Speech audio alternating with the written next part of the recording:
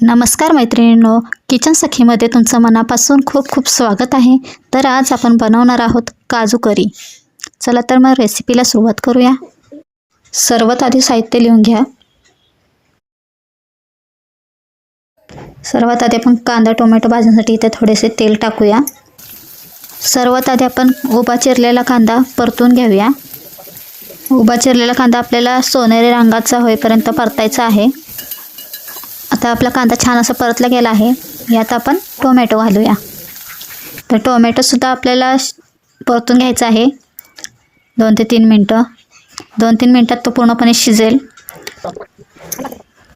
Tomato सुद्धा चांगला शिजला आहे। तर यामध्ये आपण कोथिंबीर घालूया आणि ती सुद्धा छान असं परतून घेऊया 1 मिनिटभर। आता यामध्ये आपण 6 ते 7 काजू घालूया। तर काजू सुद्धा आपल्याला परतून घ्यायचे आहेत 1 मिनिटभर आणि सर्व मिश्रण थंड करायला ठेवायचं। थंड झाल्यावर बारीक करून घ्यायचं मिक्सरला।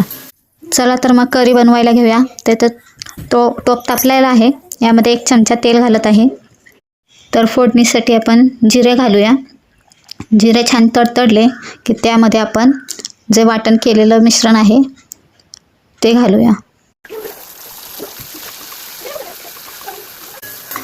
हे सर्व आपण मिक्स करून घेऊया। तेलात पूर्णपणे परतून घेऊया छान असं। मसाला तेलात छान परतून झालेला आहे, तुम्ही बघू शकता। तर यामध्ये आपण आता हळद घालूया। तर चटणी घालूया याच्यामध्ये। तुम्हाला हवी तेवढी तुम्ही चटणी घालू शकता। इथे मी 1 चमचा काश्मीरी लाल मिरची पावडर घातली आहे कलरसाठी।